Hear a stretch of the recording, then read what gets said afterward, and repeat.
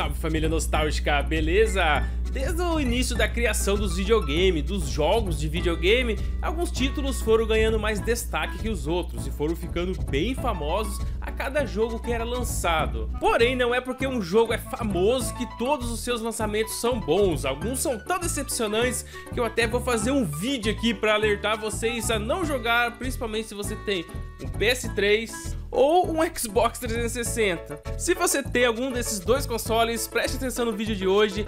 Tem uns jogos aí que são famosos pelo nome, mas na hora de jogar mesmo, eles são péssimos. E bora lá! Se tem um jogo que deixou sua marca no Mega Drive mais que tomar sol sem protetor solar, é o Golden Axe, o jogo que tinha uma capa que parecia mais um rótulo de catuaba, aquele que só os brabos mesmo conseguiam jogar. O game teve algumas continuações lá na era 16 bits e acabaram fixando ali na mente de todos que tiveram sua infância naquele tempo. Esse estilo de Golden Axe foi a base para referências de jogos futuros. Então, em outubro de 2008, uma versão em 3D foi lançada para PS3 e Xbox 360, intitulado Golden Axe Beast Rider. Bom, alguns elementos do jogo original ainda se mantiveram, inclusive o ambiente é todo relacionado à versão clássica. Só que na prática mesmo é tudo diferente. Ainda mais depois de tantos anos, né, e tantas evoluções nos gráficos, dificilmente alguém que jogou o clássico lá no Mega Drive nos anos 90 sentiria que estaria jogando o Golden Axe, jogando esse game aqui. Fora o nome do jogo, ele tem pouca coisa que te faça lembrar os protagonistas quase peladões ou os inimigos repetidos que vinham infinitamente ali na versão 16 bits. Na verdade, Golden Axe Beast Rider foi tão ruim que teve nota 3,4 de 10. Foi considerado extremamente horrível para os fãs da franquia. A crítica da época recomendava que você não passasse nem perto desse jogo, nem por brincadeira, nem por curiosidade. Porém, como eu sou muito curioso, joguei essa versão por algumas horas e posso dizer que é jogável sim, se você estiver procurando algum jogo de ação e aventura no estilo hack and slash. Mas com certeza será bem decepcionante se você espera algum tipo de sequência do famoso Golden Axe.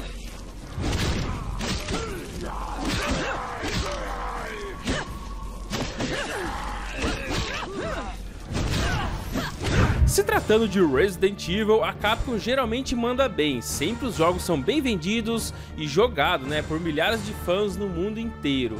Eu sou suspeito para falar, já que Resident Evil 2 e Código Verônica estão entre os melhores jogos para mim. E eu também já fui apaixonado pela Claire Redfield, só que esse assunto não vem ao caso no momento. Então, mesmo sendo um super fã, admito que tem uns jogos bem ruinzinhos também, que apesar de jogáveis, só vale a pena fazer a campanha uma vez, para você conhecer o game só uma vez na vida, depois nunca mais.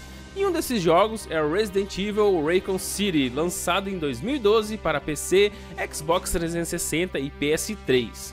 A proposta era boa, já que aqui você fazia parte de um esquadrão da Umbrella Corporation com o objetivo principal de eliminar alguns alvos, inclusive um desses alvos é o Leon S. Kennedy. Apesar dos acontecimentos do jogo se passarem entre Resident Evil 2 e Resident Evil 3, toda a história não faz parte da linha original, a linha de tempo original do Resident Evil. É uma história paralela num jogo que deu muito errado, já que o excesso de ação e os personagens todos mascarados tiraram totalmente aquele ar de survival horror, mudou totalmente o estilo de jogo. Naquela época eu queria muito jogar esse game, e joguei sim, só que acabei abandonando antes de chegar na metade. É um jogo legal, mas não chega nem perto dos Resident Evil que nós fãs esperamos que a Capcom faça.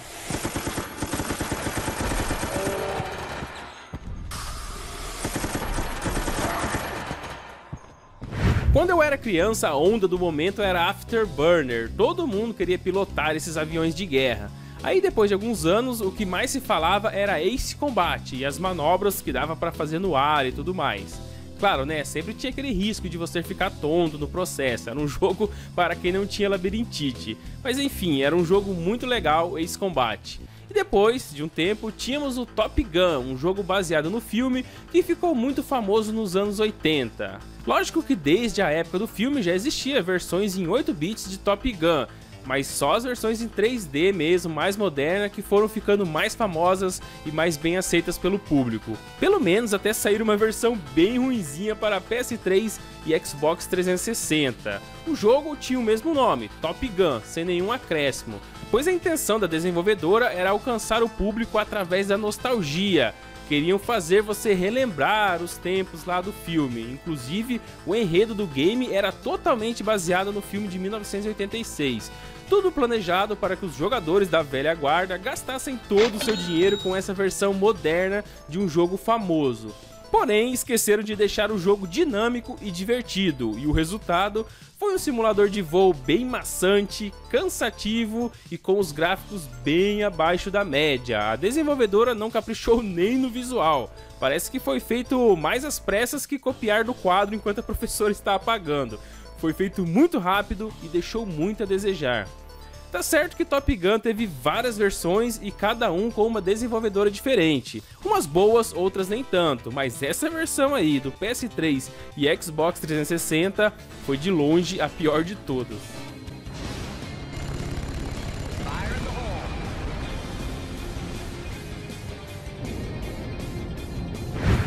Outro jogo famoso que não prestou no PS3 foi o Tony Hawk. Mas relaxa, que eu não tô falando daqueles Tony Hawk que você faz umas manobras absurdas, não, nas pistas mais insanas que existem no mundo virtual. Esse estilo de manobra eu curto demais, já joguei bastante, levei altos tombos aí, descobrindo locais secretos. Sorte aí do protagonista que ele não se machuca, né? Senão ia faltar skatista no mundo quando eu estivesse jogando. Joguei demais os Tony Hawk. Só que o jogo que não deu certo mesmo foi Tony Hawk Ride, aquele que era necessário um acessório semelhante a um skate, para que você tivesse no mínimo alguma chance de pelo menos gostar um pouco do game. Sem esse acessório, a chance de odiar é quase 100%. A pior parte é que a Activision fez um monte de propaganda dizendo que seria revolucionário e que mudaria o conceito dos jogadores a respeito da série. E mudou mesmo, né? O jogo teve tanta crítica negativa que ninguém mais acreditou no potencial da Activision, para novos Tony Hawks pelo menos. Segundo o próprio Tony Hawk, aquele da vida real, o periférico que se parece com o skate demorou demais para ficar pronto, e o jogo obteve pouco prazo para o desenvolvimento decente. E no final, como era esperado, o jogo acabou sendo decepcionante. Não quero ser saudosista aqui, viver somente do passado, viver somente de nostalgia, mas fala a verdade, os primeiros Tony Hawk dão de 10 a 0 nesse Tony Hawk Ride aí.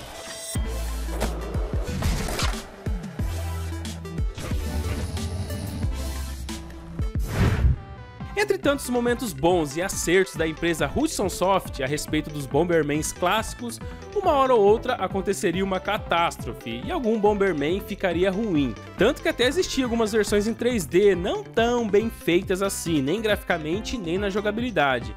Porém, naquela época, no final dos anos 90, início dos anos 2000, as desenvolvedoras ainda estavam aprendendo a criar os jogos em 3 dimensões. Então, era difícil um jogo com uma jogabilidade muito boa, né? Demorou muitos anos para as desenvolvedoras acertarem a fórmula. Mas em 2006, todo mundo já sabia criar jogos em 3D, né?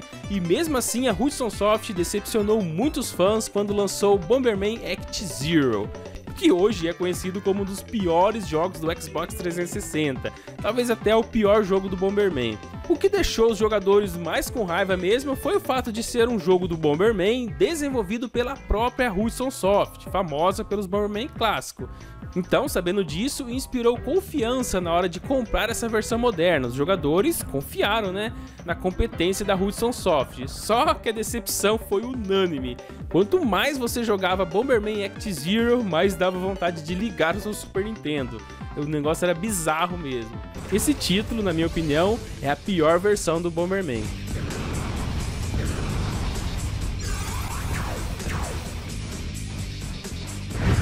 Para os jogadores mais hardcore mesmo, aqueles que estão acostumados a zerar o jogo Contra com apenas uma vida, por exemplo, os jogos Ninja Gaiden são mais fáceis que subir numa escada rolante.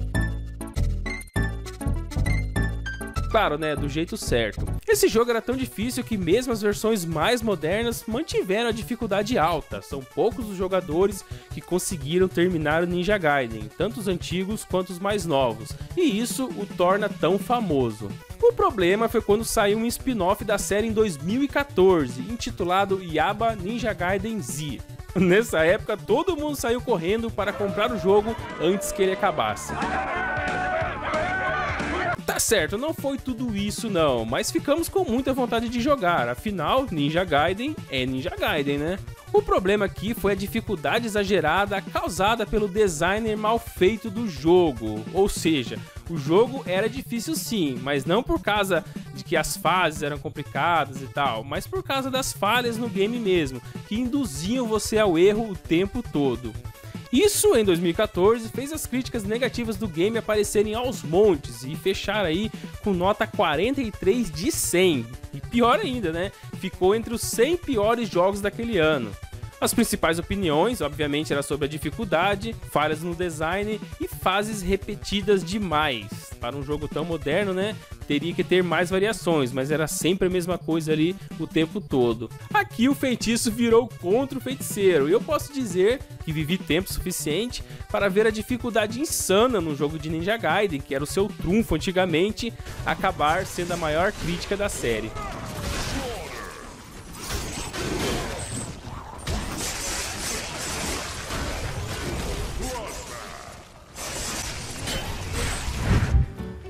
E esse foi o vídeo das piores versões modernas de jogos muito famosos, aqueles jogos que vendiam mais pelo seu nome, pela sua fama, e não porque o jogo era bom.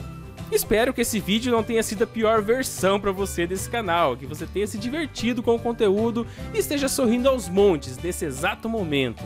Só não esqueça de deixar o joinha e se inscrever se conhecer o canal agora, e compartilhar esse vídeo, né, para que mais pessoas possam sorrir igual você está sorrindo agora. Bora dar aquela ajuda aqui para o canal, porque a plataforma YouTube está fazendo de tudo para que o conteúdo de games não tenha mais alcance. Várias coisas não estão tendo mais alcance no YouTube, e games é um deles. Então, seu compartilhamento vai fazer toda a diferença. Compartilhe aí. Agora sim, eu vou ficando por aqui. Muito obrigado mesmo por ter assistido o vídeo até o final e até a próxima. Fui!